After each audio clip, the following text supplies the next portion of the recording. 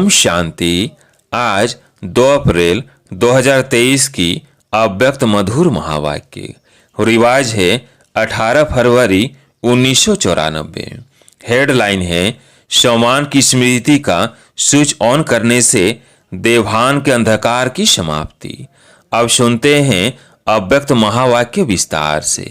आज बाप दादा ने कहा, आज अकाल मूरत बाप सभी अकाल तख्तधारी विश्व कल्याण के ताजधारी मस्तक में चमकते हुए बिंदी के तिलकधारी बच्चों को देख रहे हैं। हर एक तिलकधारी भी हैं, ताजधारी भी हैं। तिलक भी सभी का चमक रहा है। सभी के मस्तक बीच आत्मा बिंदी सितारे के समान दिखाई दे रही है। आप सभी भी अपने तख्त, ताज और तिलक को देख रहे हो। सारी सभा बाप दादा को ताज और तिलकधारी तख्त नशीन दिखाई दे रही है। यह लौकिक सभा कलयुगी राज्य सभा और सतयुगी राज्य सभा से कितनी न्यारी और प्यारी है। तो ऐसी सभा की अधिकारी आत्माएं कितनी प्यारी है। आप सभी को भी अपना ये तख्त, ताज और तिलकधारी स्वरूप प्यारा लगता है ना। जब अकाल तख्त नशीन अकाल मूरत श्रेष्ठ आत्मा स्थिति में स्थित हो, तख्त पर बैठते हो, तो ये स्थिति कितनी श्रेष्ठ है। सभी की श्रेष्ठ स्थिति की झलक इस सूरत को फरिश्ता बना देती है। साधारण सूरत नहीं, फरिश्ता सूरत।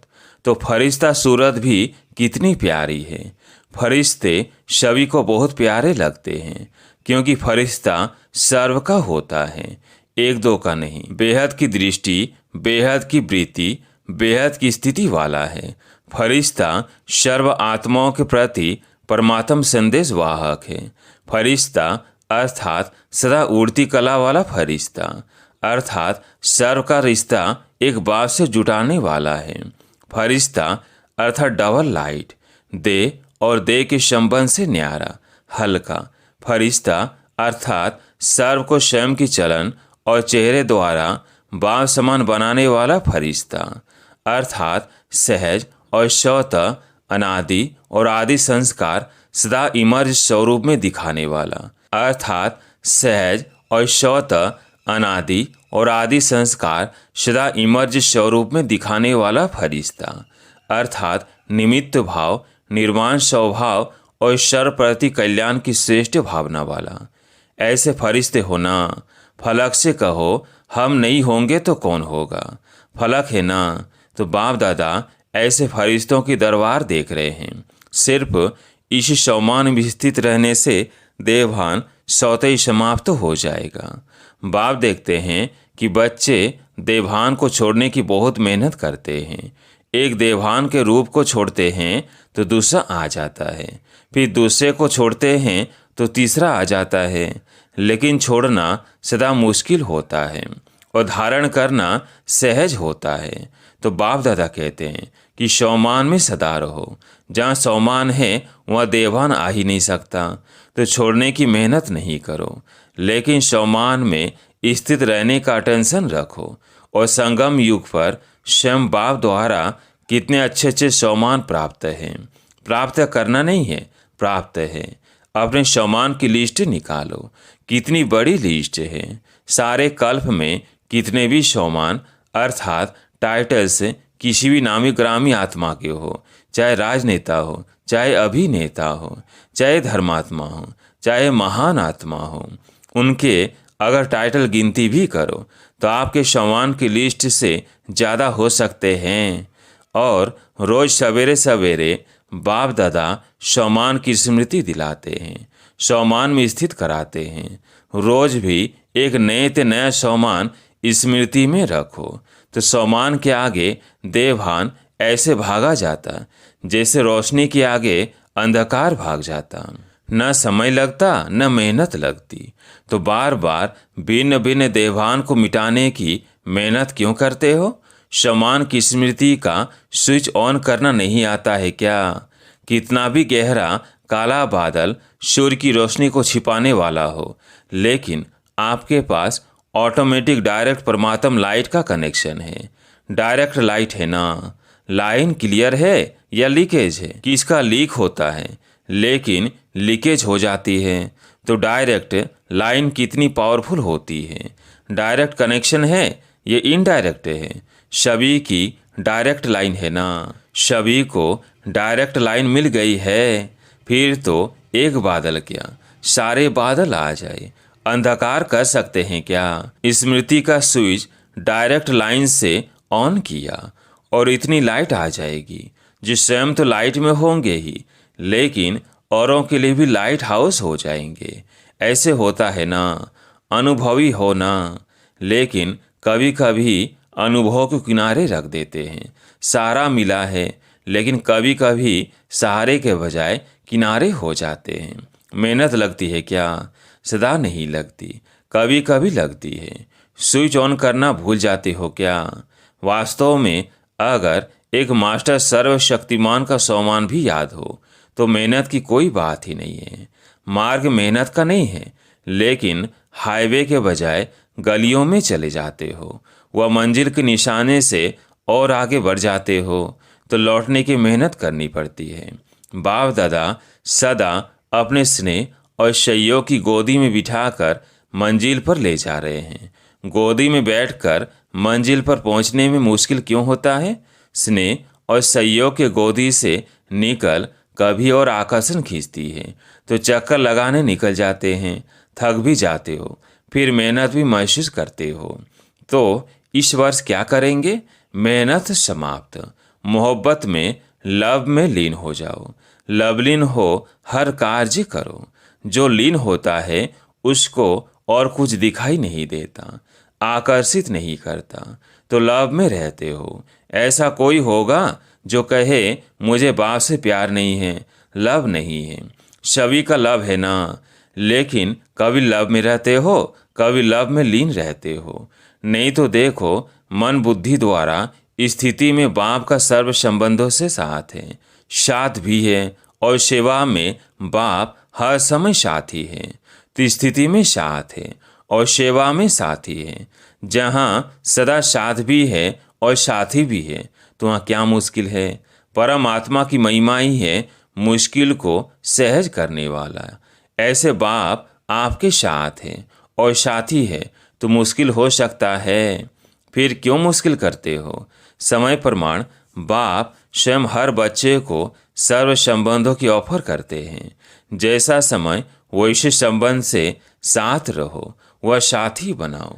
कोई समय तो संबंध से साथी बनाते हो और कोई समय साथी को किनारे कर देते हो। फिर कहते हैं कि अकेलापन फील होता है, चलते चलते अकेलापन लगता है। और अकेलापन होने से क्या होता है, अपनी श्रेष्ठ जीवन साधारण जीवन अनुभव होती है। फिर कहते हैं बोरिंग लाइफ हो गई है, कुछ चेंज चाहिए। एक तरफ बाप दादा को खुश करते हैं कि हम तो कंबाइंड है। कंबाइंड कभी अकेला होता है क्या। बड़ी अच्छी अच्छी बातें करते हैं, बाबा हम तो है ही कंबाइंड।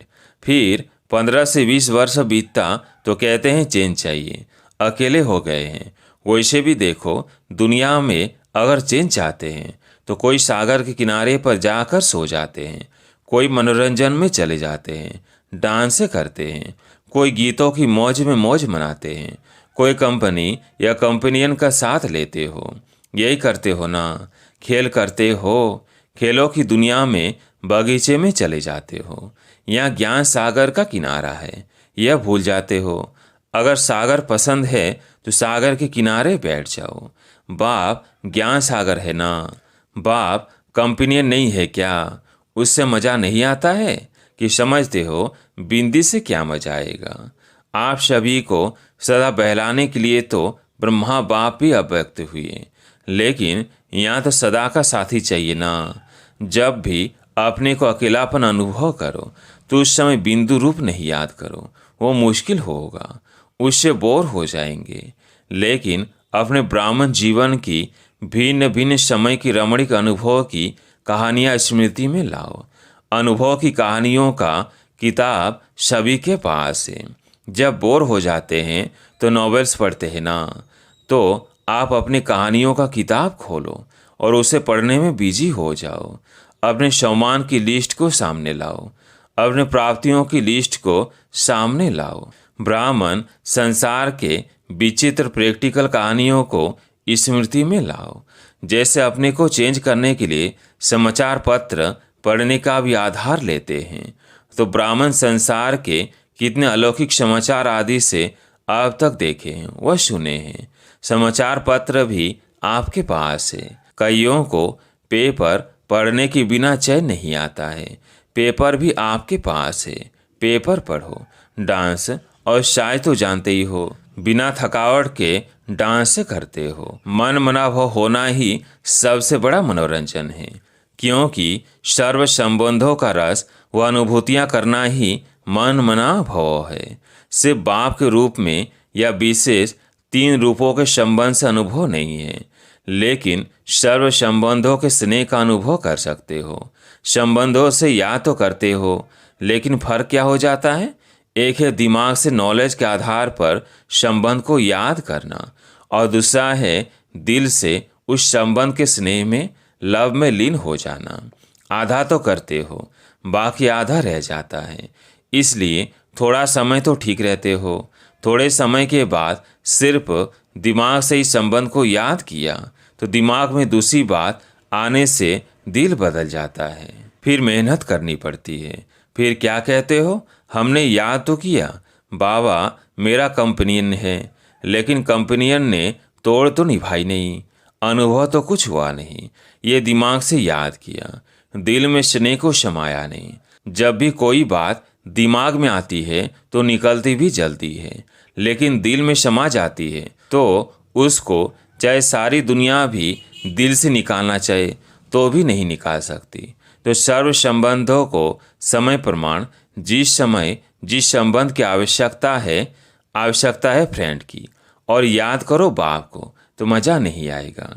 इसलिए जिस समय जिस संबंध की अनुभूति चाहिए, उस संबंध को स्नेह से दिल से अनुभव करो। फिर मेहनत भी नहीं लगेगी और बोर भी नहीं होंगे, सदा मनोरंजन। तो इस वर्ष क्या करेंगे? मेहनत से निकलना है। हर मास सिर्फ ओके लिखना और कुछ नहीं लिखना।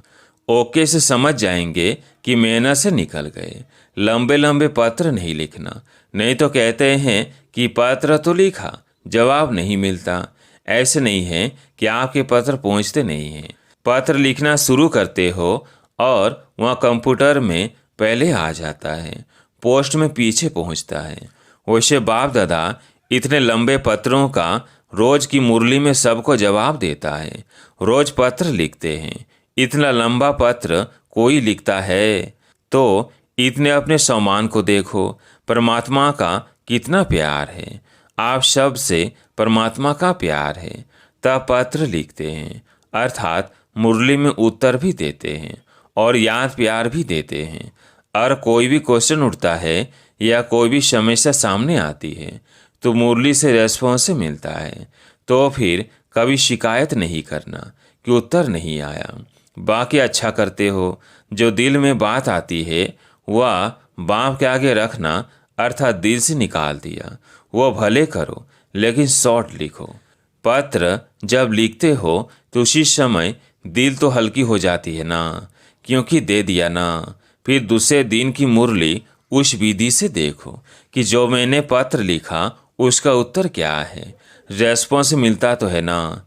बेहद का बाप है तो पत्र भी बेहद का लिखेगा, छोटा थोड़ी लिखेगा।